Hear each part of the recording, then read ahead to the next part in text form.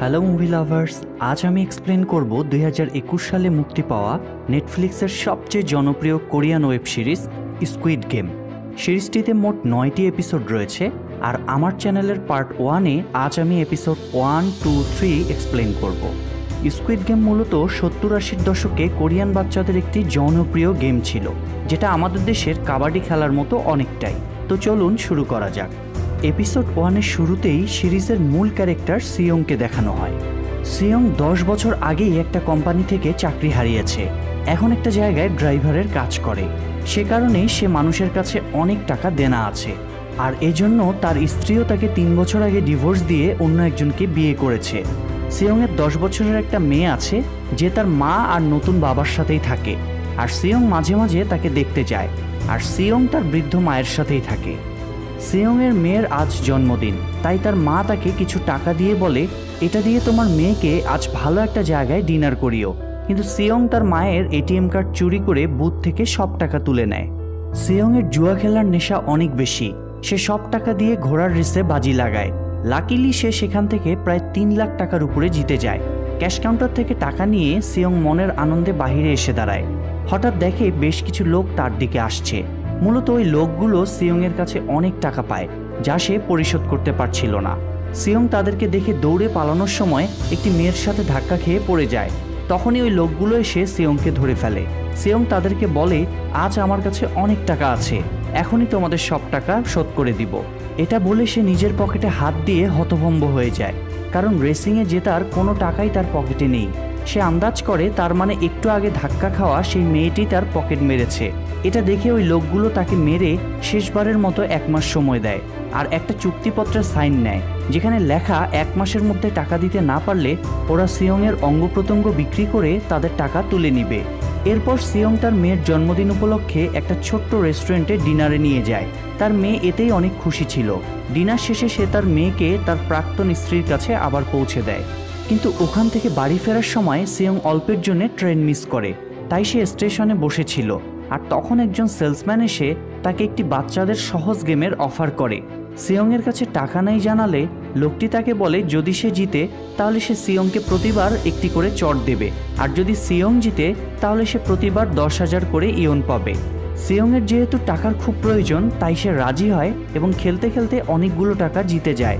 লোকটি তখন সিয়ংকে একটি কার্ড দিয়ে বলে, গেম খেলে এরকম আরও টাকা জিততে চাইলে কার্ডের নাম্বারে ফোন করো। খুশিতে সিয়ং বাড়ি ফিরে তার মাকে সংসারের জন্য কিছু টাকা দেয়, কিন্তু তার মা জানায় তাকে আরও টাকা ইনকাম করতে হবে, কারণ সিয়ংয়ের সাবেক স্ত্রী ও তার নতুন স্বামী আগামী বছর আমেরিকা চলে যাবে, আর সাথে সিয়ংয়ের মেয়েকেও নিয়ে যাবে। এতে করে সিয়ং তার মেয়েকে আর কখনোই দেখতে পারবে না। তবে সে আর্থিকভাবে নিজেকে যোগ্য প্রমাণ করতে পারলে কোর্ট তার মেয়েকে তার কাছে দিয়ে দিবে। এসব শুনে সিয়ং স্টেশনের কার্ডের নাম্বারে ফোন দেয়। কিছুক্ষণ পরেই সিয়ংয়ের বাড়ির সামনে একটি মাইক্রো আসে। সিয়ং মাইক্রোতে ওঠার পরেই তাকে অজ্ঞান করে একটি সিক্রেট জায়গায় নিয়ে যাওয়া হয়। জ্ঞান ফিরে সিয়ং দেখে তাকে বিশাল বড় একটি হল রুমে রাখা হয়েছে, যেখানে আরও অনেক মানুষ রয়েছে এবং সবার মতো তাকেও একই ধরনের পোশাক পরানো হয়েছে। মূলত এখানে 456 জন ছিল, যাদের সবাইকে অজ্ঞান করে এখানে আনা হয়, এবং তারা প্রত্যেককেই ধার দেনায় ডুবে গিয়ে টাকার জন্য এই গেমে অংশগ্রহণ করতে এসেছে।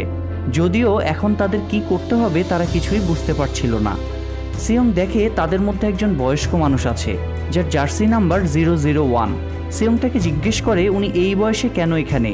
লোকটি বলে, আমার কোনো পরিবার নেই, আর আমার ব্রেন টিউমার হয়েছে, হয়তো কিছুদিনের মধ্যেই আমি মারা যাব। এদিকে জ্যাং নামের একটি লোকের সাথে সিবিয়ক নামের একটি মেয়ের মারামারি হচ্ছে। তারা একসময় একই সাথে কাজ করত, তবে পরে ঝামেলা হয়েছিল। তবে অনেকদিন পর আবার দেখা হওয়াতে দুজনেই রেগে গিয়েছিল। সিয়ং দেখে এই মেয়েটি সেই মেয়ে যে তার পকেট মেরেছিল, তাই সেও দৌড়ে গিয়ে মেয়েটির কাছে টাকা চাইতে শুরু করে। এর মধ্যে সেখানে লাল ড্রেস ও কালো মুখোশ পরা বেশ কিছু লোক আসে। তারাই এই খেলা পরিচালনার দায়িত্বে ছিল। তারা জানায় 6 দিন ধরে মোট 6টি গেম থাকবে, আর যারা 6টি গেমেই জিতে যাবে তারা অনেক টাকা পাবে। তবে যারা খেলায় অংশগ্রহণ করবে তাদের একটি চুক্তিপত্র সাইন করতে হবে, যেখানে লেখা আছে, প্রথমত কোনো প্লেয়ার নিজের ইচ্ছায় খেলা ছেড়ে বের হতে পারবে না। দ্বিতীয়ত, যদি কোনো প্লেয়ার খেলতে না চায় তাকে বাদ দিয়ে দেওয়া হবে। আর তৃতীয়ত, খেলায় বেশিরভাগ প্লেয়ার যা চাইবে এখানে সেটাই করা হবে। যাই হোক, সব প্লেয়ারই নিজের ইচ্ছায় চুক্তিপত্রে সাইন করে। আর তাদেরকে সিসি ক্যামেরার মাধ্যমে সারাক্ষণ পর্যবেক্ষণ করা হচ্ছিল। আর যিনি এই গেম তৈরি করেছিল এবং এই গেমের লিডার, তিনি একটি আলাদা রুমে বসে সব কিছু দেখছিল। তার নাম ছিল ফ্রন্টম্যান। এদিকে প্রথম গেম শুরুর জন্য সবাইকে একটি বড় মাঠে আনা হয়। মাঠে এসে সিয়ং নিজের ছোটবেলার বন্ধু সাংহুকে দেখতে পায়। সিয়ং সাংহুকে দেখে খুব অবাক হয়, কারণ সে ছোটবেলা থেকেই খুব মেধাবী ছিল আর আমেরিকার একটি বড় কোম্পানিতে চাকরিও করত। সিয়ং সাংহুকে এ বিষয়ে জিজ্ঞেস করলে সে বলে, এ ব্যাপারে আমরা পরে কথা বলবো। যাই হোক, প্রথম খেলার নাম রেড লাইট গ্রিন লাইট, যেখানে সবাই মাঠের এক প্রান্তে দাঁড়িয়ে আছে আর অপর প্রান্তে একটি রোবট পুতুল। খেলার নিয়ম হলো রোবট পুতুলটি তাদের অপর দিকে মুখ করে একটি গান করবে আর তখন তারা সবাই সামনে এগিয়ে যাবে। তবে যখন পুতুলটি গান থামিয়ে তাদের দিকে মুখ ঘুরাবে তখন সবাই থেমে থাকতে হবে, কিন্তু কেউ যদি তখন নড়াচড়া করে তবে তাকে বাদ দেওয়া হবে। আর এভাবে একটি নির্দিষ্ট সময়ের মধ্যে একটি নির্দিষ্ট লাইন যারা পার করবে তারা খেলায় জিতে যাবে। খেলা শুরু হয়ে যায়। পুতুলটা গান গাইতে শুরু করলে সবাই সামনে এগোতে থাকে, কিন্তু যখনই পুতুলটা গান বন্ধ করে তাদের দিকে তাকায় তখন একজন প্লেয়ার একটু নড়ে গিয়েছিল আর তখনই বিশাল জোরে একটি গুলি এসে ছেলেটিকে মেরে ফেলে। এটা দেখে অনেকেই ভয় পেয়ে পালাতে শুরু করে, কিন্তু তখনই তাদেরকেও গুলি করে মেরে ফেলা হয়। তখন বাকিরা বুঝে যায় খেলা থেকে বাদ যাওয়া মানে তাকে মেরে ফেলা হবে। এ সময় 001 জার্সির সেই বৃদ্ধ লোকটি নিজে এগিয়ে যেতে থাকে।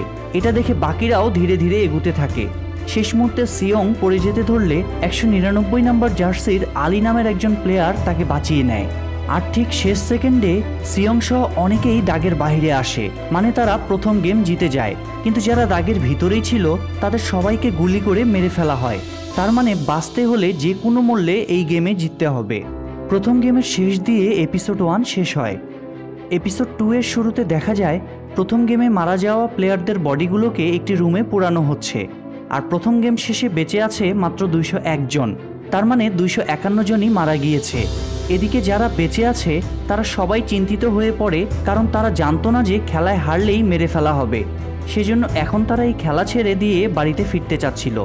তবে তখনই সেখানে সেই মুখোশ পরা লোকগুলো আবার ফিরে আসে। খেলার তৃতীয় রুলস অনুসারে যেহেতু বেশিরভাগ প্লেয়ার যা বলবে তাই করা হবে, তাই পরিস্থিতি বিবেচনা করে মুখোশ পরা কর্মীরা একটি ভোটের আয়োজন করে। অর্থাৎ কতজন খেলতে চায় আর কতজন চায় না তা ভোটের মাধ্যমে নির্ধারিত হবে। তবে তখন একজন কর্মকর্তা সেখানকার ছাদে একটি টাকা ভর্তি বিশাল গোলাকার জার দেখিয়ে বলে, এই গেমে প্রত্যেকের জন্যই 10 কোটি ইয়ন করে বাজেট আছে। তার মানে 456 জনের জন্য মোট 4560 কোটি ইয়ন টোটাল বাজেট, যা বাংলাদেশি টাকায় প্রায় 300 কোটির উপরে। যদি খেলা বন্ধ হয়ে যায় এখানে, তাহলে এই সব টাকা যারা মারা গিয়েছে তাদের পরিবারকে সমানভাবে দেওয়া হবে।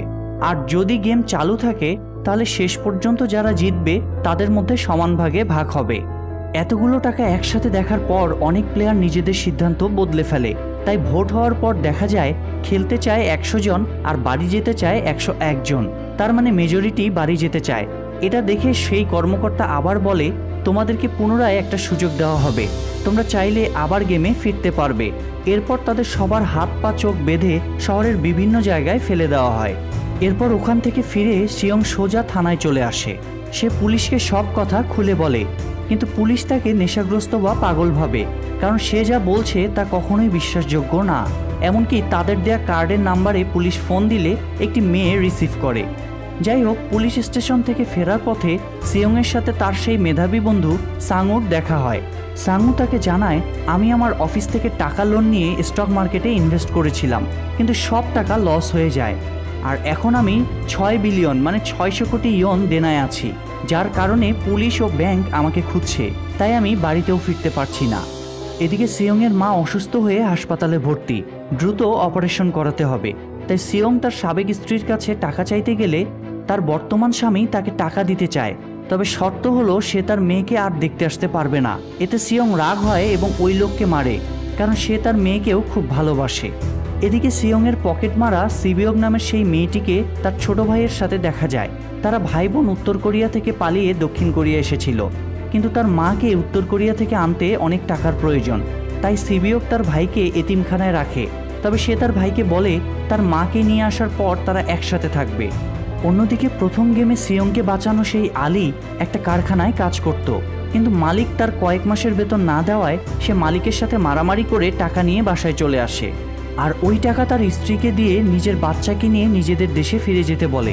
আলী আসলে পাকিস্তানি ছিল, কিন্তু বেশি টাকা আয়ের জন্য সাউথ কোরিয়াতে এসেছিল। এরপর সিয়ং সকালে যে থানায় গিয়েছিল, সেখানকার একজন পুলিশ অফিসার তার ছোট ভাইকে খুঁজে পাচ্ছিল না।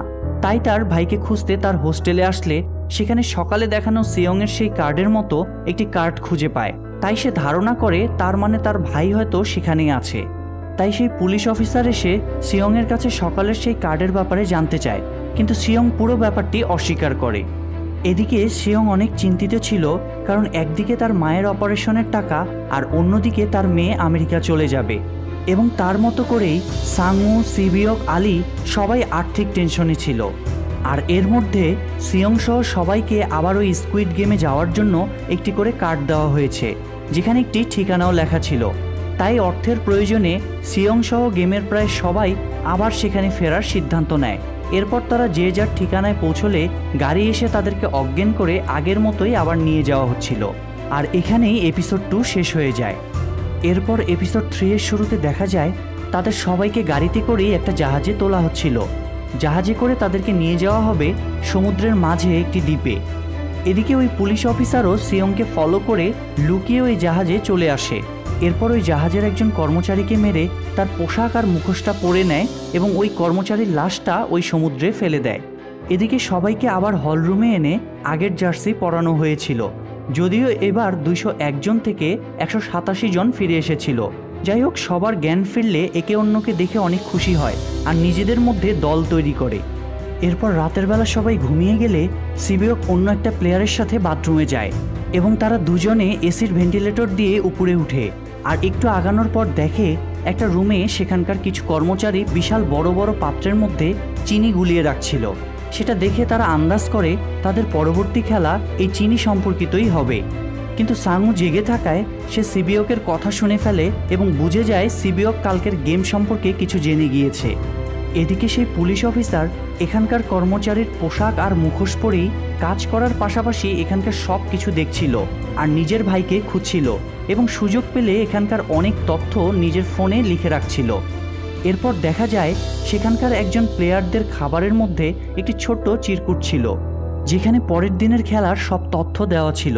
কিন্তু কেন তাকে এটা দেওয়া হলো আর কে দিয়েছে তা পরে দেখানো হবে। যাই হোক, পরদিন সকালে দ্বিতীয় গেমের জন্য আবার সবাইকে মাঠে নিয়ে যাওয়া হয়। আর মাঠে যাওয়ার সময় সাংউ সিবিয়ককে বলে, কাল রাতে বাথরুমে যাওয়ার পর তোমরা আজকের গেম সম্পর্কে হয়তো কিছু একটা জেনেছো। তুমি যদি আমাকে বলো তাহলে আমি হয়তো একটা ধারণা পাবো। তখন সিবিয়ক তাকে বড় পাত্রে চিনি গুলানোর কথা জানায়। এরপর সবাই মাঠে প্রবেশের পর দেখে সেখানে বড় বড় 4টা চিহ্ন দেয়ালে আঁকা আছে। এর মধ্যে একটা ত্রিভুজ, একটা বৃত্ত, একটা তারা আর একটা ছাতা। আর কর্মচারীরা তাদেরকে বলে এই 4টা চিহ্নের যে কোনো একটা চিহ্নের সামনে যে যেখানে ইচ্ছা দাঁড়াতে পারে। চিহ্ন দেখে ও চিনি গুলানোর কথা শুনে সাংউ বুঝে যায় তাদের কি গেম খেলতে হবে, কিন্তু সে তার দলের কাউকে এই ব্যাপারে বলতে চায় না। বরং সে সবাইকে বলে আমরা 4 জন আলাদা আলাদা লাইনে দাঁড়ানো উচিত, এতে করে আমাদের দলের রিস্ক কমবে। তাই তার দলের 4 জন আলাদা আলাদা লাইনে দাঁড়ায় আর সেখানে সবাইকে একটা করে ছোট বাক্স দেওয়া হচ্ছিল। বাক্স খোলার পর দেখা যায় ওর মধ্যে একটি ছোট সুচ আছে আর চিনি গলিয়ে একটা প্লেটের মতন তৈরি করা হয়েছে। আর যে প্লেয়ার যে চিনের সামনে দাঁড়িয়েছিল তাদের চিনির মধ্যে সেই চিনের ছাপ ছিল। খেলার নিয়মে বলা হয় 30 মিনিট সময়ের মধ্যে যার যার চিহ্নটাকে অক্ষত অবস্থায় তুলতে হবে। তবে কেউ যদি চিহ্নটাকে ভেঙে ফেলে কিংবা 30 মিনিটের মধ্যে না পারে তাহলে তারা হেরে যাবে আর তাদেরকে এখানেই গুলি করে মেরে ফেলা হবে। সাংউ যেহেতু আগেই বুঝতে পেরেছিল তাই সে ত্রিভুজের চিহ্নের সামনে দাঁড়িয়েছিল, যেটা সব থেকে সহজ। কিন্তু সিয়ং পেয়েছিল ছাতার চিহ্ন, যেটা সব থেকে কঠিন ছিল। খেলা শুরু হওয়ার পর সবাই চেষ্টা করছিল, যে পারছিল সে রুমে চলে যাচ্ছে আর যে ভেঙে ফেলছে তাকে মেরে ফেলা হচ্ছিল। এদিকে সাংউ ও আলিও পেরে গিয়েছিল, কিন্তু সিয়ং কোনোভাবেই পারছিল না। তখন হঠাৎ তার মাথায় একটা বুদ্ধি আসে আর চিনির তৈরি ওই প্লেটটাকে জিভ দিয়ে উল্টো পাশে চাটতে থাকে, যার ফলে চিনের পাশ দিয়ে চিনিটা গুলতে শুরু করে আর চিহ্নটা খুব সহজেই বাইরে বেরিয়ে আসে। আর এ যাত্রায় সিয়ং শেষ মুহূর্তে বেঁচে যায় এবং তাদের দলেরও সবাই বেঁচে গিয়েছে। আর যারা খেলা শেষ করতে পারেনি তাদের সবাইকে সেখানেই মেরে ফেলা হয়। আর এখানেই এপিসোড 3 এর শেষ দেখানো হয়। প্রিয় দর্শক, কেবলমাত্র এপিসোড 1, 2, 3 এ মাত্র 2টি গেম সম্পর্কে দেখানো হয়েছে এবং পরবর্তী গেমের জন্য আমরা দ্রুতই পার্ট 2 নিয়ে আসছি।